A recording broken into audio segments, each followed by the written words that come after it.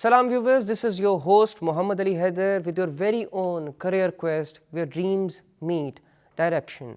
Imagine standing at a crossroads with infinite paths ahead. Without a proper map, every choice feels like a gamble. This is your chance to decoding passions, charting goals, and embarking on a journey for a future that you could proudly call your own. As Lao Tzu once said, a journey of 1,000 miles begins with a single step. Today, we'll talk about a very important topic, the importance of career development and career counseling. We have with us today a very intellectual panel. To begin with, first of all, we have with us today Ma'am Nadira Tamkeen. She is a renowned career development specialist. Assalamu alaikum, ma'am, and I welcome you to the show. We have with us today our second guest, an acclaimed educationist, Mr. Taimur K Bandey. Assalamu alaikum, sir, and I welcome you to the show as well. Before we formally begin our discussion, let's give a look to this report. Career planning and counseling play a pivotal role in shaping futures and unlocking potential. In Pakistan, the concept is gaining traction, with schools, universities, and private organizations recognizing the need for structured guidance. Yet, a lack of awareness and resources means many students still make career decisions based on societal pressures rather than their own interests and strengths. Research indicates that over 60% of Pakistani students are unaware of the diverse career options available to them. Initiatives like career fair, workshops, and dedicated counseling services are bridging this gap, offering young individuals the tools to explore their passions. The purpose of career planning is not just to choose a profession but to empower individuals to make informed decisions based on their interests, skills, and market trends. Counseling play a key role in providing clarity, especially in a country like Pakistan, where many students face challenges in navigating their career options. Remember, your career is your journey. It's essential to explore, seek guidance, and plan wisely to unlock your true potential. Together, we can build a future where every young individual finds the rightful place in the world of opportunities. Welcome back from the report. Ma'am Nadira, to formally begin with our discussion, I'd like to know that what exactly is career planning and how important it is for students and as well as for the professionals. Career planning is all about navigating students, young people, to their desired career and professional paths through a well-defined roadmap, trajectory, taking them into confidence, building their trust, evoking within a trust and striking a rapport with them so that they could easily ease up and tell us what exactly it is they want to share with us.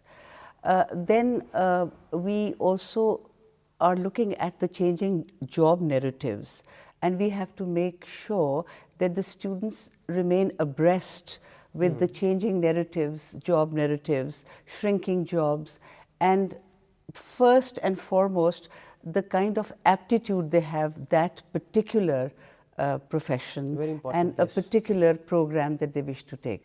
Sir, we talked about career planning. I'd like to know how important is career counseling for a student as well as for a professional? I think career counseling is an excuse to get into the minds of these young students and to make sure that they're not just being prepared as job seekers but also perhaps as job makers.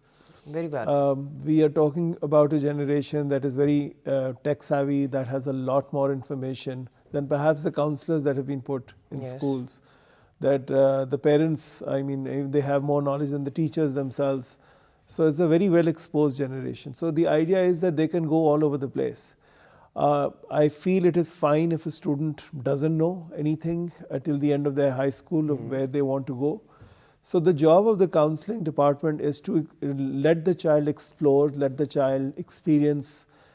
Even if the family wants them to pursue a particular field, that they should still be exposed to other dimensions, that there should be some sort of a diagnostic or an assessment where the child's aptitude is. And so that's the job of the counselor, to make sure that the child keeps on experimenting and exploring before they finalize, because it's very difficult for a 17, 18-year-old to decide the rest of his or her life. Ma'am Nadira, there are certain students and teenagers who are not able to, explore their interests.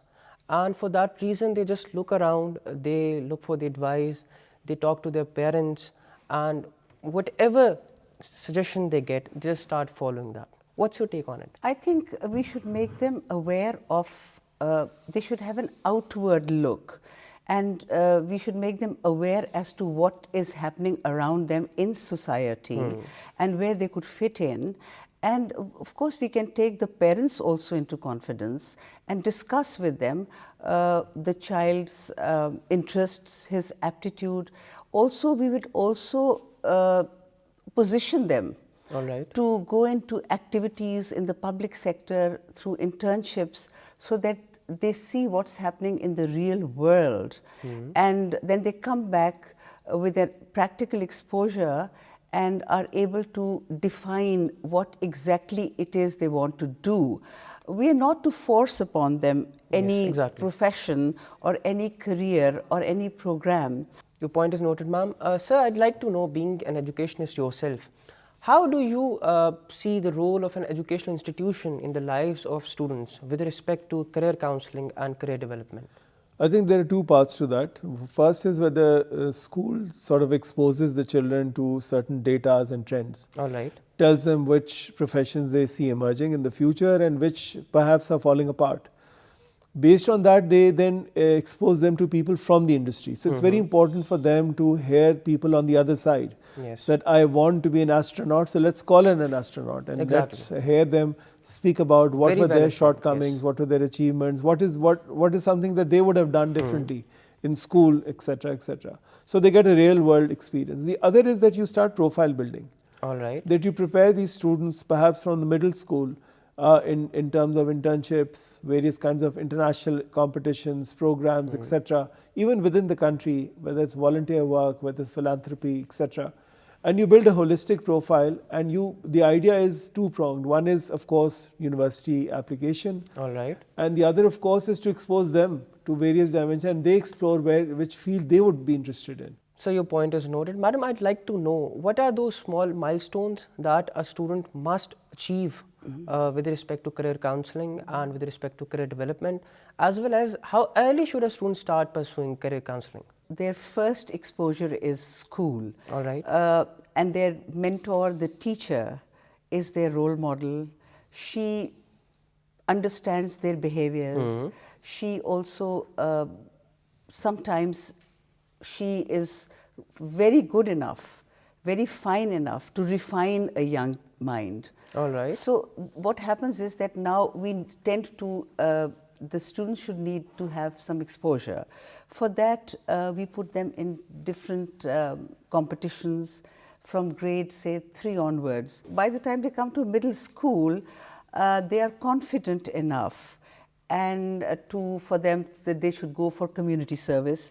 They should be going to places where they're going to contribute to community through joining hospitals and schools for underprivileged children, where they sort of share a certain empathy with the society at large. So I'd like to know that there are certain conventional paths that most of the students are prone to follow because of our society, our culture and norms. And then there are certain unconventional paths as well. What is your take on those unconventional paths, and how do you think we can help students find their career in them? I think, and I'm glad you asked this question, because I don't think there's anything unconventional anymore. Exactly. Because of the changing trends, there are new professions that have come up. Yes. 10 years ago, we wouldn't have spoken about influencers, for example. Bloggers, for example. Today, they are roaring. It's a roaring business for many. TikTokers, for example. Down the line, we don't know. There are certain professions that will emerge thanks to the breakthrough in technology that we don't know about right now. So the idea is to prepare them for a future that we don't know, we are not sure about. The traditional paths no longer matter, I think. We've broken the shackles of those traditional paths. We are talking about a generation that is now, whether they like it or not, they're global citizens. They are not just now looking at job prospects in Pakistan or abroad, but perhaps talking about a hybrid system where they're sitting in Pakistan and catering to international markets. Yes. Or sitting abroad and looking at markets within Pakistan, for that matter. So we are talking about that kind of an era. So for that, we need to work on their skills. In fact, some say perhaps even degrees don't matter. It's the skills that matter. It's your experiences and exposures that matter. So I think looking at that particular perspective, we have to think global. We have to think in sort of the future. And the other very important aspect is it has to be a student-led movement, not the other way around. All right. What happens is we micromanage it to the extent that we feed things to the students. Exactly. From the parents to the schools to the teachers, the student, the real stakeholder, is silent and is a follower, whereas it should be the other way around. The problem is we talk a lot, we hear less as far as the students are concerned. So we have to hear their perspective, their vision, their thoughts, etc. It has to be a mix of that, and like ma'am said, it's a combination. There's no one sort of formula that applies to everyone. It has to vary. But we have to be futuristic, and we have to, I've heard a lot of people say that sitting in Pakistan, what are you talking about? I said, no, it's not the same anymore. There are plenty of people sitting in Pakistan doing so many online courses and now are working online, catering to international markets from their homes. Look at the growth in the digital sort of platforms in Pakistan. It's brilliant. So we're talking about that generation. So keeping that in mind, I think the design or the whole structure of counseling has to be completely revamped. So coming back to your question, I don't think there's anything unconventional anymore. Your point is noted, sir. Ma'am, I'd like to know, as sir all talked about, how important is skill set in this era. How is it possible for a student to blend both his skills as well as his education to practically as well as intellectually grow in the modern world? Okay, now I'll tell you something. In most parts of the world, degrees will not go redundant. You still need a degree or maybe a diploma or something like a PhD.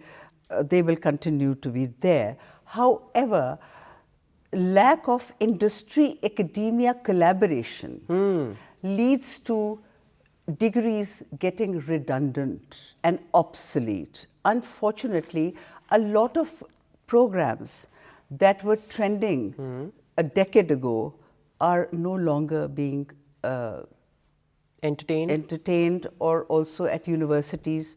They've sort of become obsolete. All right. So since we're into a world which needs practical experience, so the best course of action for schools and for counselors or for students would be that they be placed into practical situations. All right. There are in certain countries co-op programs that make students go into industry for 1 year before they can progress to their final year or for their master's program. All right. So that they get hands-on experience in industry, so they're able to exert that outside. I got your point, ma'am. Sir, I'd like to know, what are those common obstacles that students usually face when it comes to career planning and career development? I think the biggest obstacle is the kind of nurturing and structuring we've done as far as students are concerned in their homes and schools.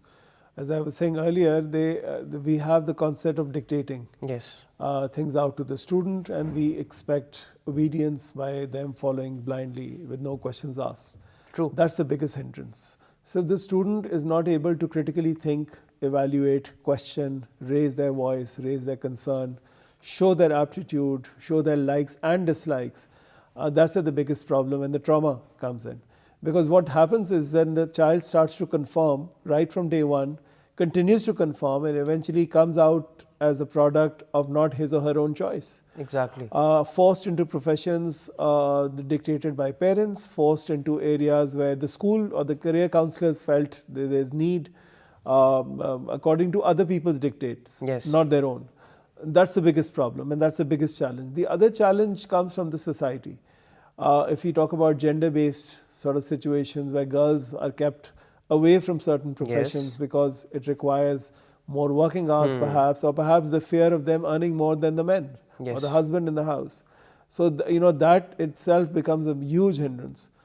A lot of people talk about the fact that Pakistan is a market which is not useful for the West because we don't have enough educated people. I feel it's the opposite actually. Oh, Looking at the current trends that we see, I think this is a completely untapped market of millions and millions of people. So if we go back to the structure of how organizations, companies are now trying to customize their services, this is an ideal market where you do not have customized education at all. Not many of the youth at least has access to it.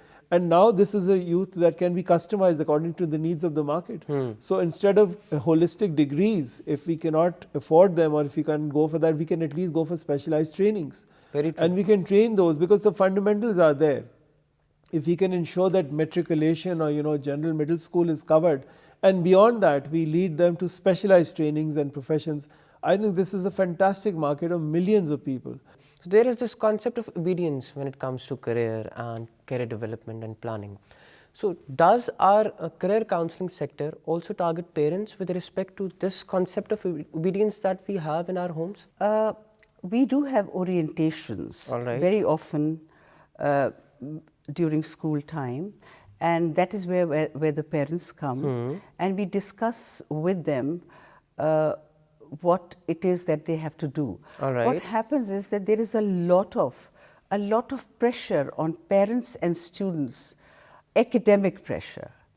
We see that the students are only restricted to their classrooms. All right. They are under a lot of pressure.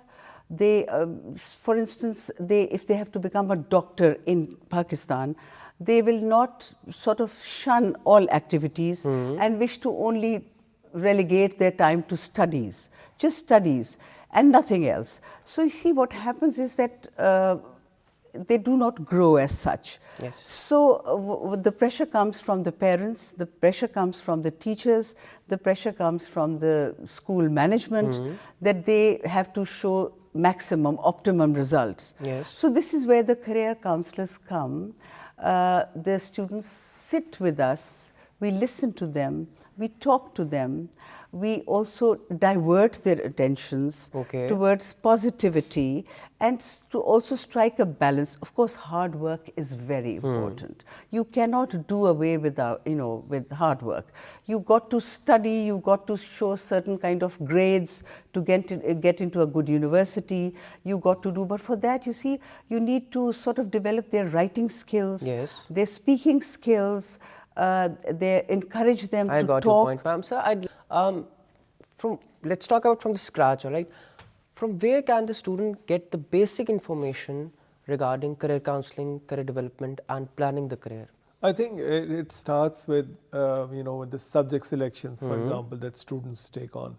There is no guidance for that. You pick up subjects that your parents tell you to pick up, you pick up subjects what your siblings did, your cousin did, someone did, or subjects that are very traditional in nature. Right up till high school, I feel if you're not becoming a doctor or an engineer where you have prerequisites of the sciences, we should be encouraging students to experiment, perhaps take on subject that they'll never ever study in their life. All right. So to give you an example, in A-levels, for example, we always encourage only those students to take up law that are not trying to become lawyers eventually. Because they'll be studying law all their life. So why waste 2 years of A-levels also in law? Why not pick up something that they'll never touch? Because those are the final 2 years of experimentation, because after that they'll hit very targeted education. True. So the idea is to expose these students to multiple systems of subjects, multiple areas where they are not exposed to, or perhaps they will not go. There are many students who've done these very traditional degrees, landed up in universities and then realized that, oh my God, this is not something that I wanted. This is what I wanted, but I never studied this. Econ majors majoring in psychology. People wanting to do the sciences ended up doing the arts. Completely opposite, because they were never exposed to it. So I think what should happen right at the onset, and if you really go down to the basics, is to have those multiple, not just exposures in terms of internships and different kinds of international domestic programs, but also subjects. Where we should have these kind of subject exposures and subject sessions with students to allow them to see these kind of subjects exist, where their interests may lie, and may not lie for that matter. So they'll also know where their interest isn't there. Your point is noted, sir. Ma'am, I'd like to add your concluding remarks to the program, and I'd like to know, how do you see this idea of career quest, and how important it is for the current generation as well as for the upcoming generation? I think this trend is picking up rapidly. There were no career counselors or guidance counselors in our times. True. And I feel the students of your years telling us that we wish we had guidance counseling and we had career counseling and probably we would have been better off that way. So I think that it's actually the need is a catalyst for this profession which is rapidly coming up. And I think we have a career counselor and a guidance counselor in every school now, so that they may, these career counselors will build their profile, get to know their interests, also their abilities, and also share with them what the students would share with them as to what they wish to do. So I think it's a very, very successful department. It's a very, career counseling is a very, I think, effective. It plays a very effective role in the grooming of a student. Thank you so much, ma'am. Sir, I'd like to know your concluding remarks as well about career development and career counseling. I think career counseling and career development is something that has been ignored for a long period of time, and I'm talking about the masses. These programs that you're running right now, I think are very essential for the youth to listen to, so that they get a perspective of things that are out there. I think it's important to reach out, especially the media has a very, very important role, because we're talking about millions of listeners, perhaps not just in Pakistan, even beyond Pakistan. Very true. That can actually listen to a kind of idea that may crop up in their minds and may direct them in a certain direction. A program led by a youngster like yourself, for example, will have an impact because you are representing a fresh sort of trend, a fresh market that is out there in the market. So I think it's a very, very important platform that has to be used, that can play a very, very important role, because we lack career counseling, we lack mentorship, we lack guidance. So I think this can be very useful. Very true, sir. Your point is noted. Thank you so much, sir. Thank you so much, ma'am, for your presence. That's all for today. We discussed how important it is to have your career counseling and career planning as well as career development. And these are those milestones that a student must achieve to have a prosperous and a fulfilling career. That's all for today. We'll meet next time with another interesting and exciting topic. Till then, this is your host Muhammad Ali Haider signing out. Allah Hafiz.